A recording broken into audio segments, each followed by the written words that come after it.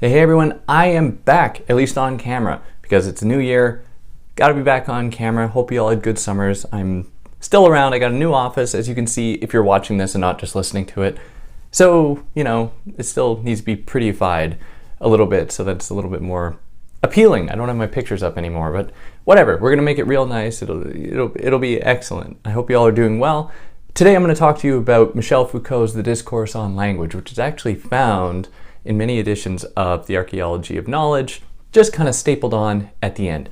And in this episode, I'm also going to treat it as an opportunity to unpack discourse analysis a little bit for you so you have a better understanding of what it is. This will give you a kind of snippet, preview of all the stuff that came before in the Archaeology of Knowledge without having to go and read the whole book or listen to all the episodes on that. Of course, go and do those things if you want the full understanding. But in any case, I'm going to give you kind of a broad idea here about what discourse analysis is and what Foucault's on about in this strange text that was like a speech that he gave, a talk that he gave.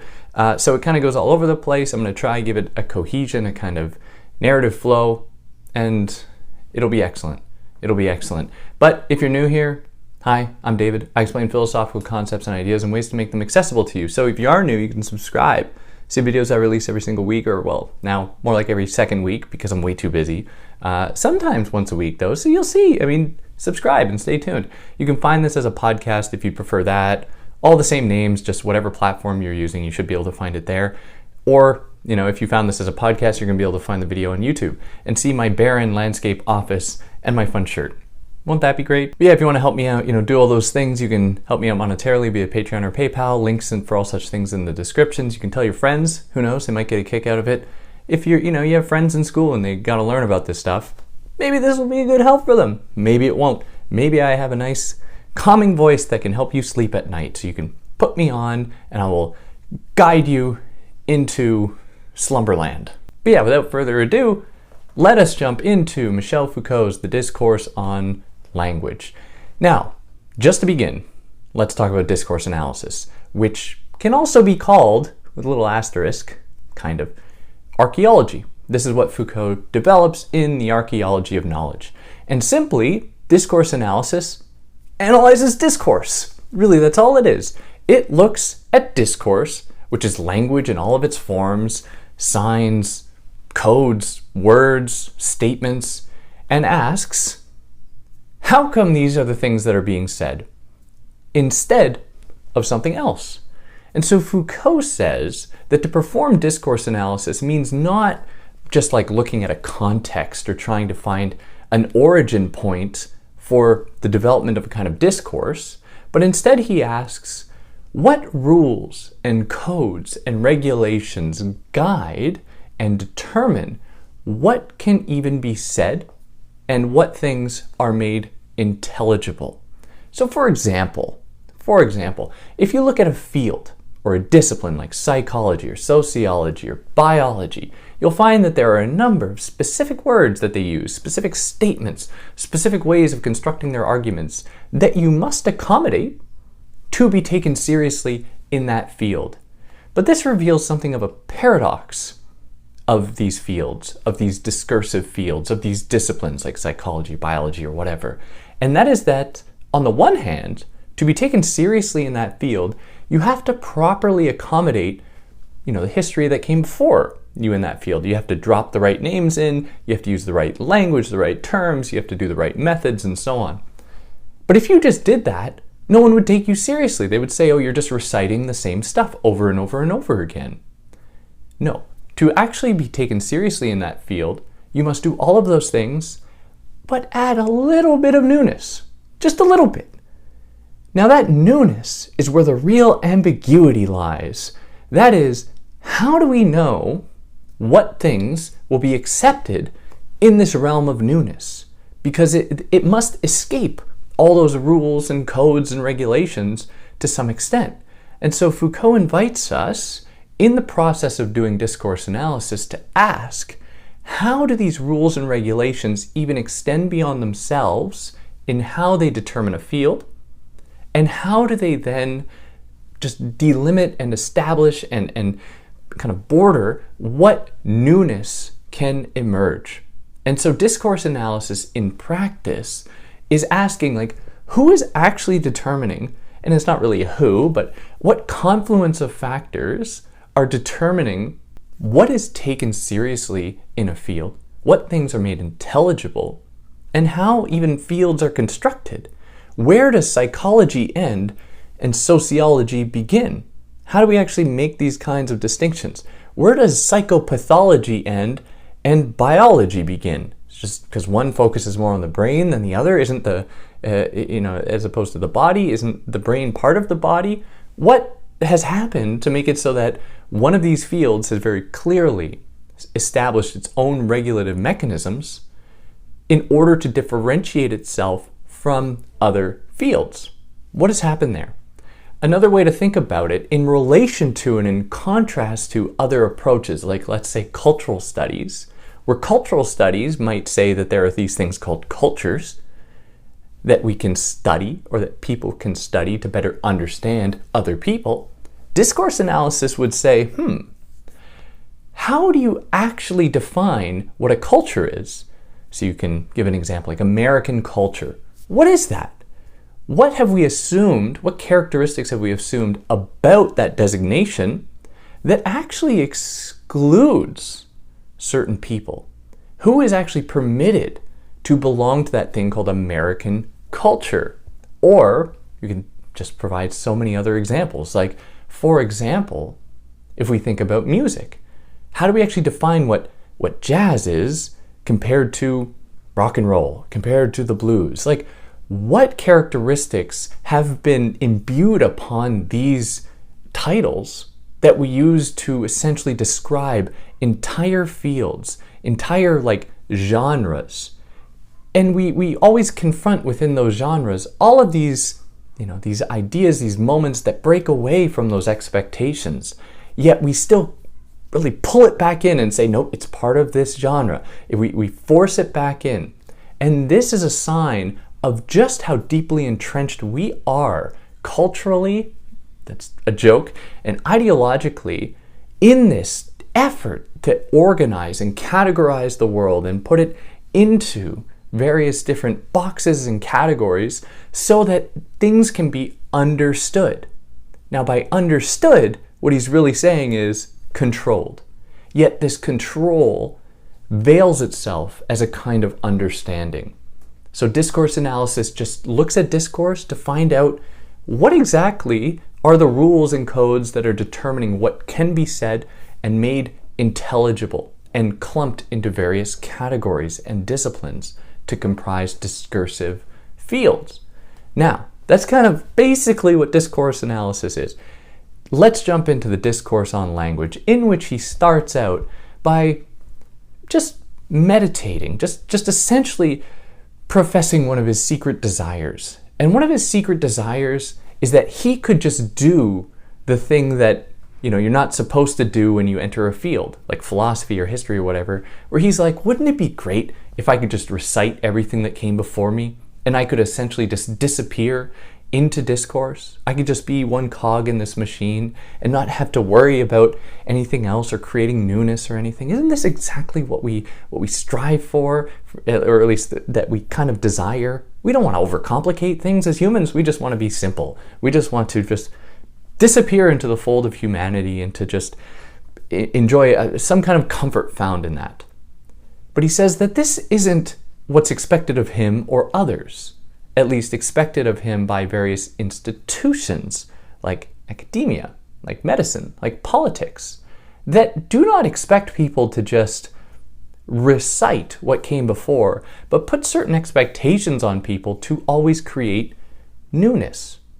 Now, I'm using this in scare quotes in case quotation marks for anyone who's, just listening and not seeing this, because Foucault is cautious about this idea that anyone can really offer newness in a field, because newness implies a certain amount of autonomy, a certain amount of liberation and emancipation from the rules and regulations found within any discursive field.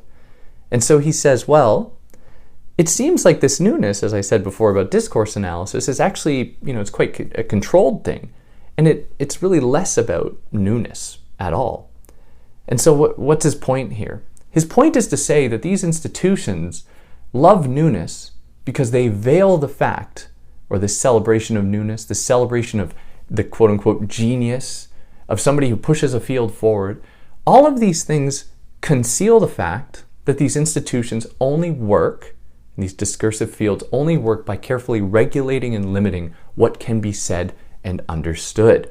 So it will instead point to these exemplary figures, the Galileos of the world, the Miles Davises of the world in music, and so on. Any exemplary figure, and says, look, we as an institution, we welcome newness, we welcome autonomy, we welcome brilliance. We are not a system that regulates, that controls. Instead, we encourage.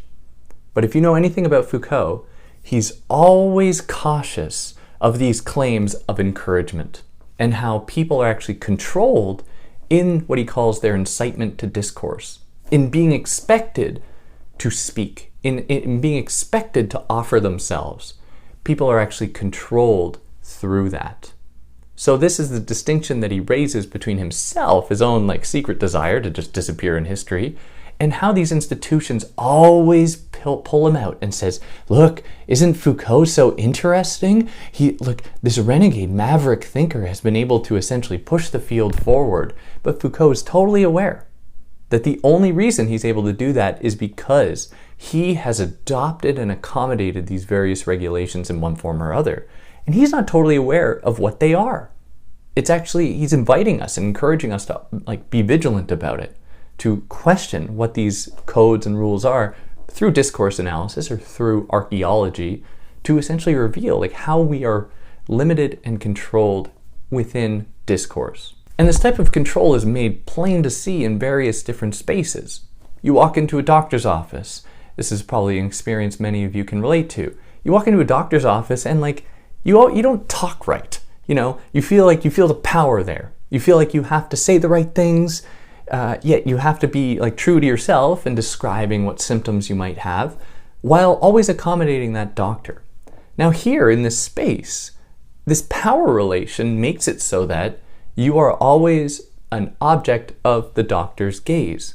You are always somebody that the doctor is going to encourage to speak, so that that doctor can decipher what you're saying and supply you with a narrative about yourself. And of course, there are good things that come out of this. Diagnoses and treatment and so on. But Foucault is cautious about thinking that this just emerged to make people healthy or to care for people. And actually, if you look at the history of medicine, it was a lot more about finding ways to control people or to use their bodies to test on them for rich people so that they could get treatments after experimenting on the lowly proletariat class, so that the rich people could get treatments and knowledges to extend their own lives and keep enjoying all of the privileges that they love.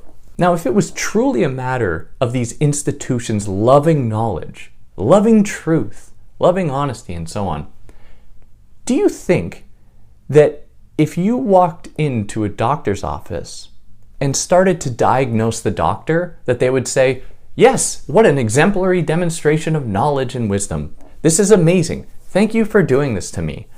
I really don't think that that would happen.